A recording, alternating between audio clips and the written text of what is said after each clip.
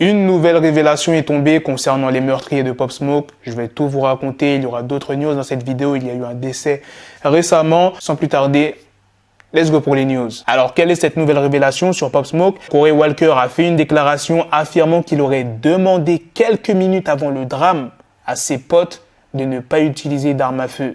Que si la situation dégénérait, qu'il fallait prendre un pot de fleurs pour se défendre. D'après les procureurs, Corey Walker aurait repéré la maison de Pop Smoke. Pendant que les trois autres personnes se sont dirigées vers la villa, Corey Walker, lui, il est resté dans la voiture. Son avocat, Christopher Darden, s'est exprimé dans un communiqué. Il ressort clairement des preuves que Corey Walker n'est pas entré dans la maison. Il n'était pas armé et n'a pas personnellement tué la victime. De plus, la preuve est claire que Corey Walker n'avait pas la volonté de tuer la victime. Si les suspects devaient se défendre, ils devaient utiliser un pot de fleurs plutôt que de tirer sur quelqu'un.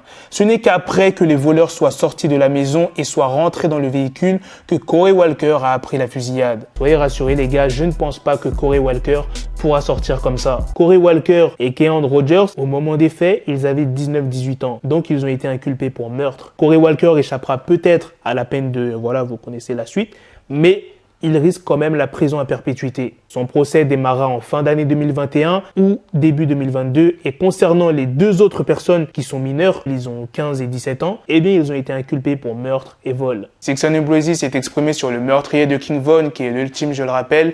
Il a dit « L'ultime a utilisé son instinct. C'était du 1v1. Je ne l'aime pas, mais pour ce qu'il a fait à King Von, il n'est pas en tort. » Voici les mugshots des principaux suspects du meurtre de FBD Duck. Et la personne qui est décédée récemment, c'est le producteur D-Hill. Il a bossé avec Drake et Future pour leur projet Desirous et il a eu un gros succès grâce au morceau Life is Good. Il a aussi collaboré avec Lil Wayne, Lil Uzi Vert, No Cap, Young Mal. D-Hill s'était exprimé sur la réussite du morceau Life is Good sur Instagram. Life is Good a changé ma vie. J'étais pauvre comme ce n'était pas permis. Je me demandais comment j'allais manger et payer mes $250 de frais de colocation. Merci Jésus. Maintenant, vous savez qui est cette personne qui est décédée récemment. Il y a aussi une chanteuse qui est décédée, mais ça, j'en parlerai dans une autre vidéo. Donc voilà les gars, c'est la fin de cette news sur D-Hill. C'est aussi la fin de cette vidéo. Ah oui, j'ai oublié de vous en parler. Est-ce que vous avez écouté le nouveau morceau de Folio?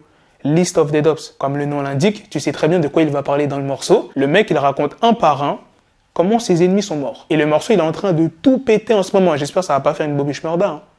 J'espère pour lui que le FBI va pas débarquer chez lui. Sur ce, on se donne rendez-vous très prochainement les gars pour d'autres vidéos news. Prenez soin de vous la famille. Peace. The bezel had to switch my schedule on my dick, she like a Lego, never let go. Him, I stuck up on me, so I call it Velcro. Till I need my dinero pendejo. Hey, my metro, if it's about to pencil, like it's Go Diego, make it right on schedule. Got a pistol on me with the dick, stand up bitches in the back, it's like a fucking echo. Hey, that bitch told me you got pencil dick. She grip on my dick like a selfie stick. I got a big gun, I need help with it. To wet your babe up, Michael fell with it.